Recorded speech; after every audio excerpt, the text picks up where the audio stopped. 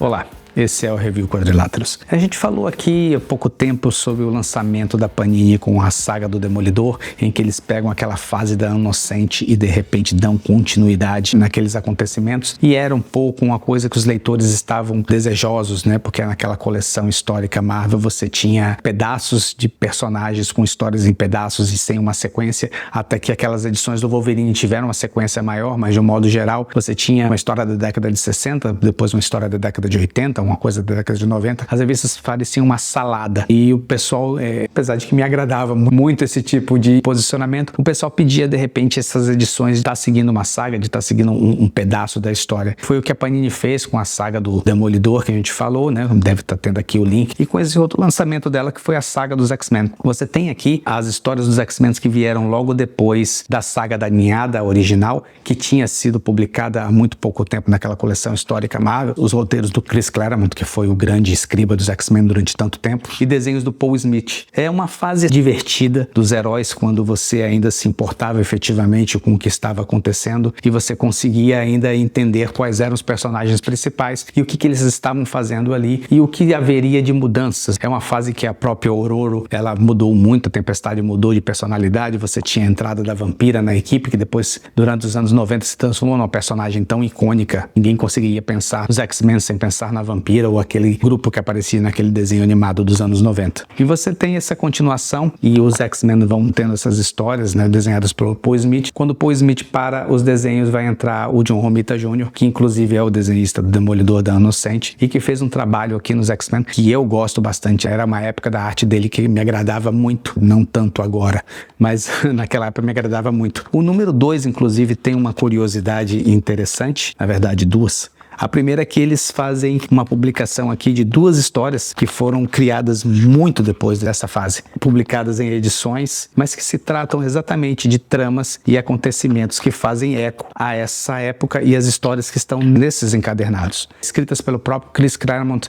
então é exatamente aquela coisa de vamos pegar aquele pedacinho que não foi dito, vamos pegar uma coisa que você não sabia que perdeu e vamos encaixar aqui. Muita gente torceu o nariz para essas histórias aqui nessa edição, queria uma coisa mais purista, só mesmo aquelas histórias da fase, mas eu achei até bem interessante, porque elas realmente mostram o quanto o Chris Claremont, na verdade, mudou quando ele escrevia originalmente os X-Men e essas histórias mais recentes, e o quanto, na verdade, ele continuou o mesmo, porque as histórias têm o mesmo tipo de timing e se encaixam, elas casam perfeitamente. E são duas histórias curtinhas também, não mata ninguém de ler, de repente, sentindo de que está sendo lesado porque não faz parte da saga original. E uma outra coisa interessante nessa edição aqui é que é a primeira vez que esse anual dos X-Men é publicado da forma que ele foi criado nos Estados Unidos. Essa história aqui, ela trata de uma situação sui generis com um Homem Impossível, que é um personagem extremamente curioso dentro dos quadrinhos. E os X-Men ficam envolvidos numa espécie de gincana, de caça ao tesouro de algumas coisas. Essa história foi publicada aqui no Brasil originalmente no último número de Heróis da TV, exatamente quando a Heróis da TV deixou de ser a Heróis da TV na editora Abril e passou a se chamar X-Men, com o número 1 e uma outra roupagem, uma outra forma de enfoque, dando prioridade, obviamente, aos personagens mutantes. E essa história, quando ela foi publicada aqui originalmente, ela tem uma passagem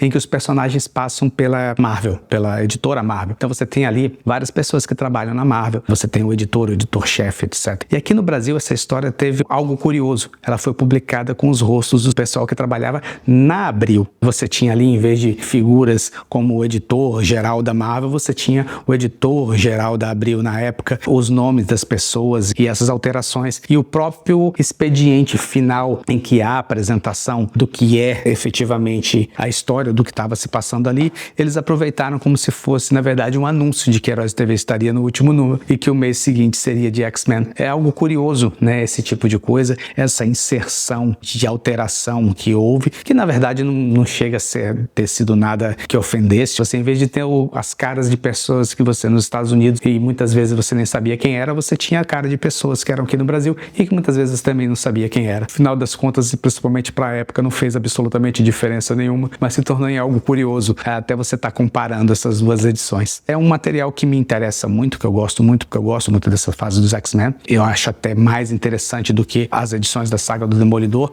mas vem aí um certo saudosismo, uma espécie de voz do passado no seu ouvido dizendo: isso é muito bom. e às vezes nem é tanto assim, mas quando faz bem a gente lê, a gente se sente bem, a gente acha maravilhoso. Esse é o Review Quadrilátero. Se você gostou, dê seu like, nos acompanhe. Até a próxima.